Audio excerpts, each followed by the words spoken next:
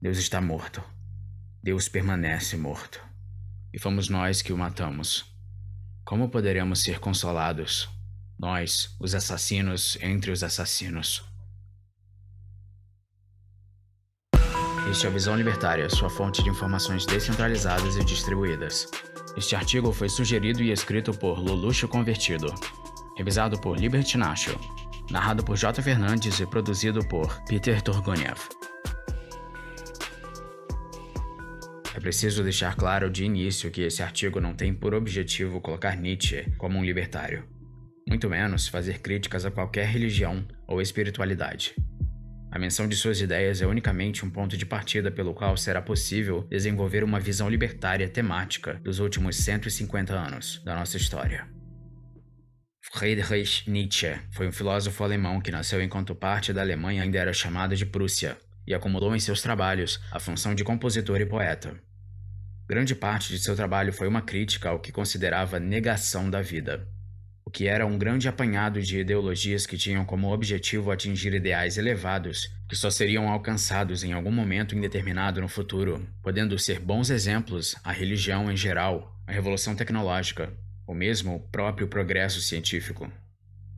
Outros filósofos defendem algo semelhante, a primazia do indivíduo, partindo de outros pressupostos, vide Max Stirner e Ayn Rand.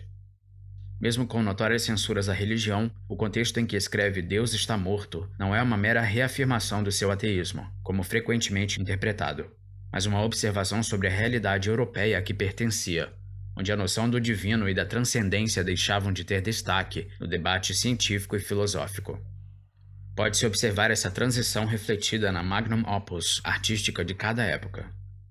Na Idade Média e no período renascentista, as grandes obras tinham em sua maioria caráter religioso, sendo o teto da Capela Sistina e a escultura de Davi, ambas obras de Michelangelo, seus maiores expoentes.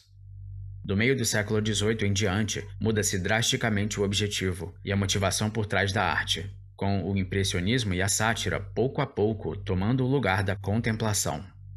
Alguns dos destaques desta época foram as obras A Noite Estrelada de Van Gogh e ainda, recentemente, Guernica, de Pablo Picasso. O próprio Nietzsche fala com preocupação sobre como essa mudança impactará a sociedade nos anos vindouros. Na sequência do texto, onde seu personagem reflete sobre as consequências da morte de Deus, ele afirma: "Não caímos continuamente, para trás, para os lados, para frente, em todas as direções. Não vagamos como que através de um nada infinito. Não anoitece eternamente." Para o filósofo, a crescente falta de interesse metafísico faria o homem ou alcançar a independência, sendo capaz de formular suas próprias metas e propósitos, ou o faria se afundar cada vez mais numa fluidez e pobreza de valores. Nesse pouco mais de um século, desde a publicação de seus escritos, qual será o caminho que a humanidade tem tomado? A falta de interesse pelo transcendente é um fato, para o bem ou para o mal, mas ao contrário do idealismo de Nietzsche, onde o super-homem criaria e viveria conforme seus valores, a humanidade tem preenchido esse vazio filosófico com ideologias cada vez mais coletivistas e autoritárias.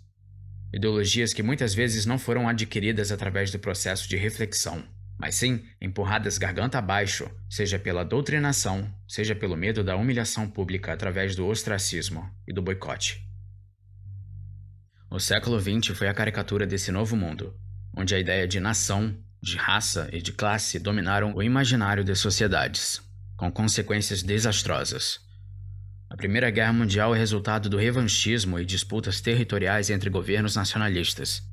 A Segunda traz consigo muito da Primeira, com a adição do racismo institucionalizado, entre outras características.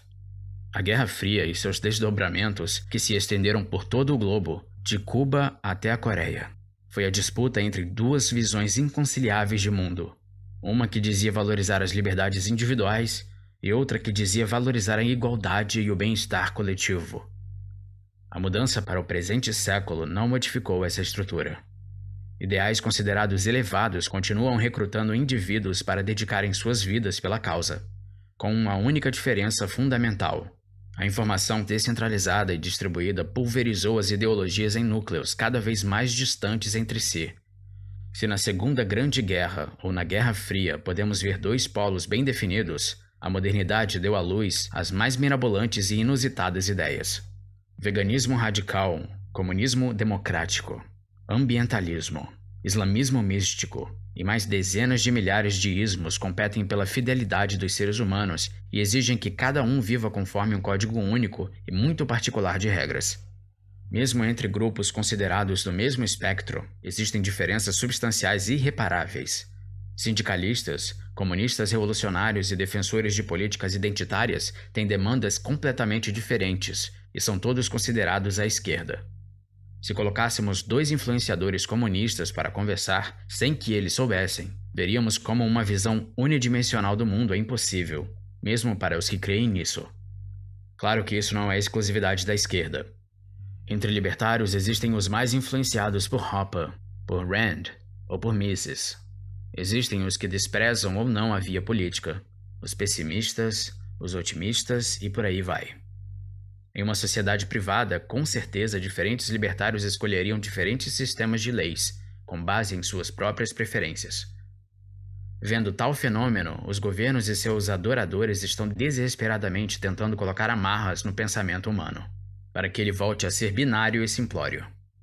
Quando as hordas do Twitter e influenciadores de esquerda atacam Juliana Paz por se assumir liberal e não prestar apoio a nenhum lado, eles só expõem a própria intolerância e se recusam a enxergar o mundo como maior do que a bolha onde vivem. A informação descentralizada e distribuída destruiu o monopólio da moral.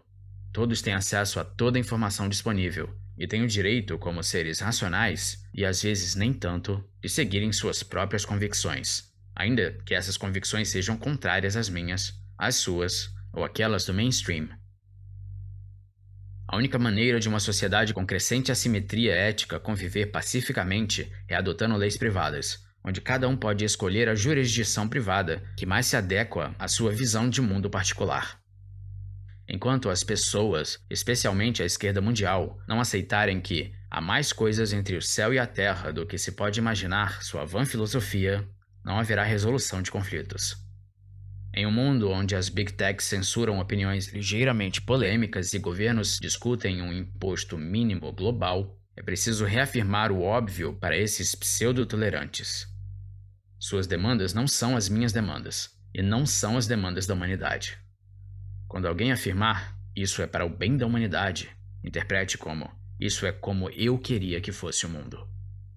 Max Stirner afirma, na obra O Único e Sua Propriedade, abre aspas, o divino é assunto de Deus, o humano, do homem. O que me diz respeito não é nem o divino nem o humano, nem a verdade, o bem, a justiça, a liberdade, etc. Mas somente o que é meu, e isso não é genérico, mas único, assim como eu sou único.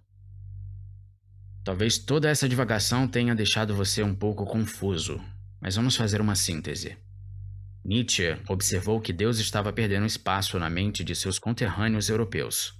Desde então, a humanidade vem tentando substituir esse vácuo filosófico com algo que dê sentido à existência, com delírios socialistas e armamentistas, a última no sentido ruim da palavra, que preconiza que a guerra é o caminho, e não o diálogo. A internet possibilitou que não só algumas, mas milhares de diferentes e incompatíveis ideias pipocassem na mente da humanidade. E a única maneira dessa massa de visões de mundo conviverem pacificamente é através de um mínimo ético-moral e de um sistema baseado nele. A sociedade libertária.